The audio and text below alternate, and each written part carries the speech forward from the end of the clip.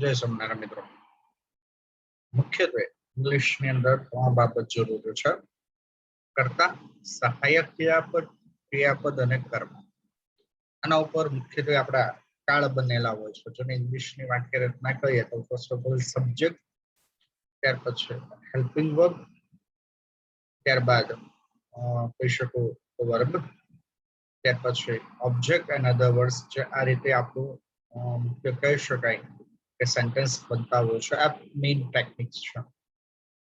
આ કરીએ તો આપણી મુખ્ય પદ્ધતિ છે જેના દ્વારા સેન્ટેન્સ બનાવતા હોઈએ છે.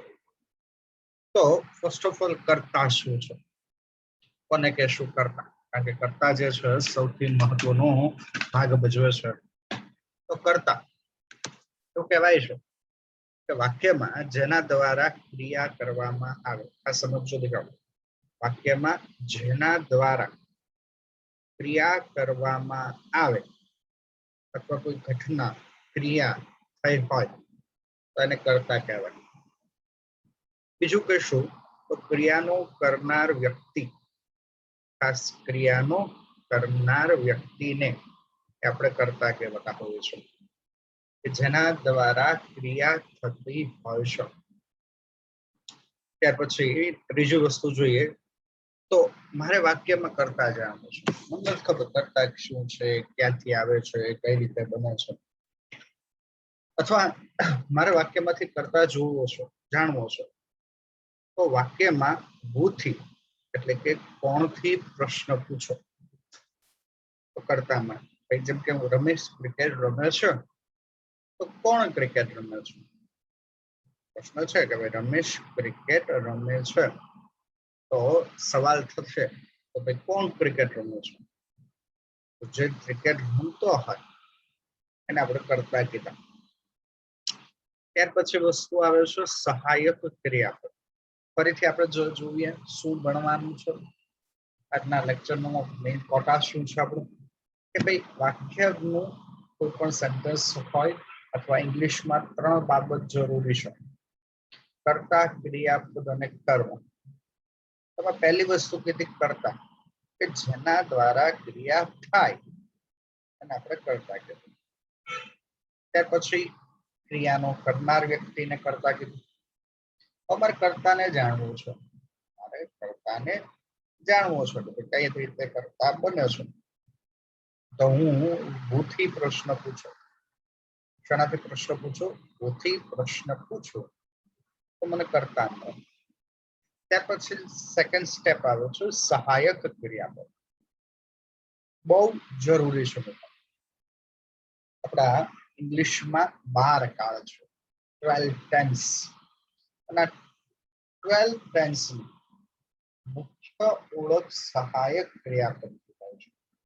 મિત્રો તમારે ડુએલ્સ ડાયરેક્ટ જે છે એ આવે છે 2 માર્ક્સની અંદર, જેની અંદર કાળમાં ફેરફાર કરવાનો છે, જેને કહેશું ચેન્જ ધ ટેન્સ.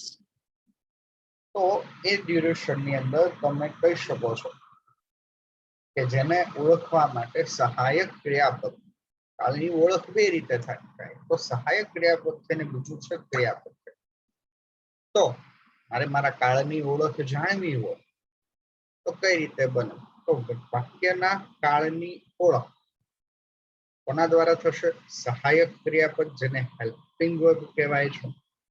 વાક્યના કાળની ઓળખ મેળવવા માટે જરૂરી છે, કારણ કે કાળ તો જ તમે ઓળખી શકો. હવે તમારી પાસે કાળ આવી ગયો, ટેન્સ આવી ગયો છે, તો તમે એના આધારે હવે જો કાળ છે એમાં તો બંધાનો હોય મન થયું એ પ્રમાણે કાળ ના, એ કાળ જે છે એ પ્રમાણે એ સમયે ક્રિયા થતી હોય. એટલે સહાયક ક્રિયાપદ દ્વારા તમે ક્રિયાનો સમયની જાણકારી મેળવી શકો કે ભાઈ ક્રિયા કયા સમય થઈ, અત્યારે ચાલુ છે, ભવિષ્યમાં ચાલુ છે, ભૂતકાળમાં ચાલુ હતી, હમણાં જ પૂર્ણ થઈ. રોજિંદી ક્રિયાઓ છે, સનાતન સત્ય ઘટના છે, વર્તમાન કાળની પરિસ્થિતિ સૂચવે છે, ભૂતકાળની કોઈ પરિસ્થિતિ કે ક્રિયા સૂચવે છે. આ તમામ બાબતો જે છે એ સહાયક ક્રિયાપદ દ્વારા આપણને ખબર પડશે. ત્યારબાદ આગળનો પડાવ પર જોઈએ કે જો 12 ટેન્સ ને એક માધ્યમથી એક ઓળખવા હોય તો આપણી પાસે કોષ્ટક છે જેના દ્વારા તમે બધા જ ટેન્સ ને ઓળખી શકો છો. તો જોઈએ તમારી પાસે વર્તમાન કાળ, ભૂતકાળ અને ભવિષ્યકાળ અને એના દરેકના 4 પ્રકાર છે. દરેકની ચોક્કસ સમયે કહી શકું મિત્રો ક્રિયા થતી હોય છે.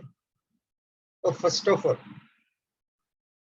ઓફ ઓલ આપણે આ જ વસ્તુને જોઈએ છે કે ભાઈ સાદો વર્તમાન કાળ બરાબર છે. તો કઈ રીતે ઓળખી શકાય? તો કાં તો એક તો ક્રિયાપદનું મૂળ રૂપ હોય, જો મિત્રો, કાં તો એસ કે ઈએસ લાગેલું હોય અને તે સિવાય ડુ કે ડઝ હોય.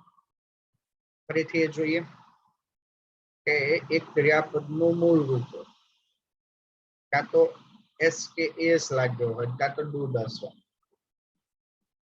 તો હવે ચાલુ વર્તમાન કાળ જોવું છે. તો એમિઝાર પ્લસ ક્રિયાપદને આઈએનજી,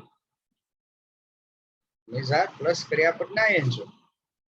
પૂર્ણ વર્તમાન કાળ હેવ હેઝ પ્લસ ક્રિયાપદનું ભૂતપૂર્વન. ત્યાર પછી ચાલુ પૂર્ણમાં have has plus been plus ક્રિયાપદને આઈએનજી. ફરીથી વસ્તુ જોઈએ, સાદો વર્તમાન કાળ ક્રિયાપદનું મૂળ રૂપ ડુ કે ડઝ કે એસ કે ઈએસ. ચાલુ વર્તમાન કાળ સાથે જોઈએ તો એમિઝાર પ્લસ ક્રિયાપદને આઈએનજી એટલે કે બિફોર. પૂર્ણ વર્તમાન કાળ સાથે જોઈએ છો તો હેવ કે હેઝ અને એની સાથે ક્રિયાપદનું ભૂતપૂર્વન. ચાલુ પૂર્ણમાં જોઈએ તો have has plus been plus ક્રિયાપદનું આઈએનજી. હવે આ જ રીતે ભૂતકાળની ચર્ચા કરીએ તો અહીંયા ક્રિયાપદનું ભૂતકાળનું રૂપ છે. જો આને તમે શીખી શકો છો તો ક્રિયાપદનું ભૂતકાળનું રૂપ વોટ ડીડ. એમિઝાર, એમિઝારનું ભૂતકાળનું રૂપ વોઝ વેર પ્લસ બિફોર એટલે ક્રિયાપદને આઈએનજી. હવે એ જ રીતે હેવ હેઝ નું ભૂતકાળનું રૂપ હેડ પ્લસ ક્રિયાપદને ભૂતપૂર્વ. એ જ રીતે ચાલુ પૂર્ણની વાત કરીએ તો હેડ બીન પ્લસ ક્રિયાપદને આઈએનજી એટલે કે બિફોર થશે. ત્યારબાદ ભવિષ્યકાળની વાત કરું છું. સાદો ભવિષ્યકાળ જે સૌથી મહત્વનો છે. પહેલા ફરીથી એકવાર સાદો ભૂતકાળની વાત કરીએ, ભૂતકાળને યાદ કરી લઈએ. તો કઈ રીતે બને છે ભૂતકાળ? ક્રિયાપદનું ભૂતકાળનું રૂપ અથવા ડીડ, ક્રિયાપદનું ભૂતકાળનું રૂપ અથવા ડીડ. પછી આવે છે વોઝ વેર પ્લસ ક્રિયાપદને આઈએનજી.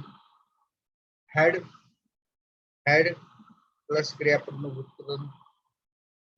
ચાલુ પૂર્ણ હેડ બીન પ્લસ ક્રિયાપદને આઈએનજી. તો મિત્રો આ રીતે આપણા જે કહી શકીએ છીએ કે તમામ ભૂતકાળના રૂપો બનતા હોય છે, એટલે કે ભૂતકાળના વાક્ય. ત્યાર પછી આગળનો પડાવ છે એ છે ભવિષ્યકાળ સાથે. તો ત્યાં શેલ બી આવશે, શેલ વિલ અને ક્રિયાપદનું મૂળ. આ તો સાદો ભવિષ્યકાળ. શું આવશે? શેલ વિલ પ્લસ ક્રિયાપદને ક્રિયાપદનું મૂળ રૂપ. ત્યારબાદ ભવિષ્યમાં ચાલુ ભવિષ્યકાળ સાથે સૂચવીતા હોઈએ તો shall will plus be plus ક્રિયાપદને I N G. Shall will plus be plus ક્રિયાપદને આઈએનજી. પૂર્ણ ભવિષ્યકાળની વાત કરવી છે, અરે પૂર્ણ ભવિષ્યકાળની વાત કરવી છે તો shall will plus have plus ક્રિયાપદનું ભૂતપૂર્વ.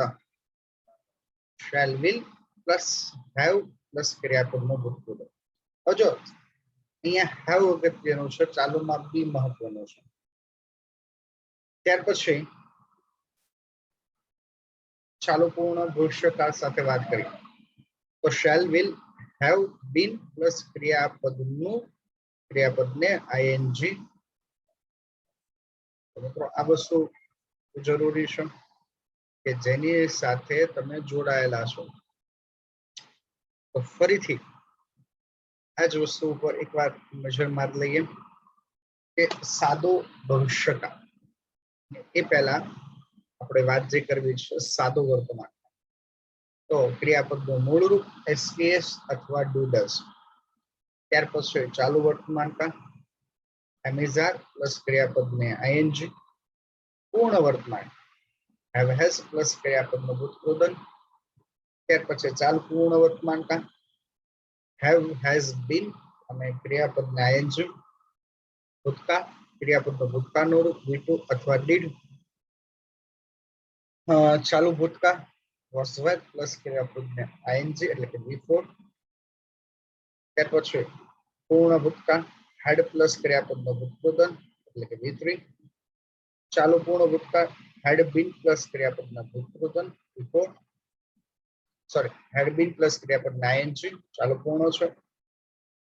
સાદું ભવિષ્યકાળ shall will પ્લસ ક્રિયાપદનું મૂળ રૂપ ચાલુ ભવિષ્યકાળ shall will. અને અહીંયા જો સૌથી મહત્વનું તમે જોઈ શકો છો કે સ્પોટલાઇટ એટલે કે બી મહત્વનું છે. ત્યાર પછી એની સાથે ક્રિયાપદને આઈએનજી મૂકતા હોય છે. ત્યારબાદ shall will plus have plus ક્રિયાપદનું ભૂતકૃદન. આ છે પૂર્ણ ભવિષ્યકાળ. ચાલુ પૂર્ણની વાત કરવી છે, થોડીક લાંબી વાક્ય રચના બનશે એટલે કે shall will plus have plus been અને એની સાથે ક્રિયાપદને આઈએનજી આવતું હોય છે. તો આ આપણા 12 કાળ 12 ટેન્સ જે છે 12 ટેન્સ નું એકવાર આપણે રિવાઇઝ કરી લીધું છે. હવે ત્યાર પછી જે આગળની વાત કરવી છે મિત્રો એ છે ક્રિયાપદ. સૌથી મહત્વનો સૌથી અગત્યનો જો કોઈ વસ્તુ હોય તો એ છે ક્રિયાપદ. કારણ કે ક્રિયાપદ વગર આ વસ્તુ થતી નથી મિત્રો. ક્રિયાપદ વગર આ વસ્તુ થતી નથી. તો ક્રિયાપદ પણ એટલું જ જરૂરી છે. સાંભળજો, ક્રિયાપદ પણ એટલું જ જરૂરી છે. તો કઈ જગ્યાએ કેવી રીતે ક્રિયાપદ અને કર્મ આ બંનેની રૂપરેખા આપણે લેવાની છે. તો કોને કહેશું ક્રિયાપદ? કઈ રીતે બને છે ક્રિયાપદ એની આપણે વાત કરીએ છીએ. તો ક્રિયાપદ કોને કહેવાય? સૌથી મહત્વનો પહેલો આપણો પ્રશ્ન છે કે ક્રિયાપદ કોને કહેશે? તો વાક્યમાં કર્તા દ્વારા થતું કાર્ય, જો સમજો દીકરા, વાક્યમાં કર્તા દ્વારા થતું કાર્ય એક ક્રિયાને ક્રિયાપદ કહેવાય છે. ત્યાર પછી બીજા શબ્દમાં કહીએ તો ક્રિયા દર્શાવતા શબ્દને ક્રિયાપદ કહે છે. કે ક્રિયા દર્શાવે, જેમ કે રમવું, હસવું, ખાવું, પીવું, રડવું, આ તમારી ક્રિયા છે. તો મારે ક્રિયાપદ વાક્યમાં જાણવું છે. તો વાક્યના કર્તાને, જો કોને પ્રશ્ન પૂછવાનો છે, વાક્યના કર્તાને શું, વોટ થી પ્રશ્ન પૂછો. જેમ કે તમે શું કરો છો? તમે એમ કહેશો રમીએ છીએ, લખીએ છીએ, વાંચીએ છીએ, દોડીએ છીએ, તેને ક્રિયાપદ મળે. ત્યાર પછી કર્મ, કે વાક્યમાં ક્રિયા કરવા પાછળનો હેતુ કે ઉપદેશ, તમે ક્રિયા શા માટે કરો છો દર્શાવતો શબ્દને કર્મ કહે છે. જેમ કે મારે કહેવું છે કે ભાઈ હું ક્રિકેટ રમું છું, તો ક્રિકેટ એ મારો કર્મ હતો, મારો રમવાનો હેતુ ક્રિકેટ હતો. પછી જેની ક્રિયા પર, વાક્યના ક્રિયાની જેના પર અસર થતી હોય, જે વસ્તુ પર અસર થાય એટલે એ ક્રિયા પર એની અસર થાય. જેમ કે હું પેન દ્વારા લખું છું, પેન વડે લખું છું, તો પેન ઉપર અસર થશે, તો એ ક્રિયા પર કર્મ મળશે મને. અને મારે કર્મને જાણવું છે તો મારે ક્રિયાપદને, કોને પ્રશ્ન પૂછવાનો? ક્રિયાપદને બદલ્યો જ ક્વેશ્ચનથી પ્રશ્ન પૂછતા કર્મ મળશે. હવે ફરીથી ડબલ જ ક્વેશ્ચન શું? કારણ કે એમાં એક વસ્તુ નથી આવતી, ઘણા બધા પ્રાયોરિટી તમે આપતા હોય છે, એના કારણસર આ વસ્તુ બનતી હોય છે. તો આ રીતે આપણે મુખ્ય ચર્ચા કરી કે ઇંગ્લિશમાં 3 વસ્તુઓ અગત્યની છે. ટેન્સ શીખવા હોય કે કોઈ પણ વસ્તુ હોય તો 3 વસ્તુ સૌથી મહત્વની છે. એ છે, ફરીથી રિપીટ કરી લઉં, કર્તા, ક્રિયાપદ, કર્મ એ આપણા ત્રણ મહત્વના છે. થેન્ક યુ વેરી મચ મિત્રો.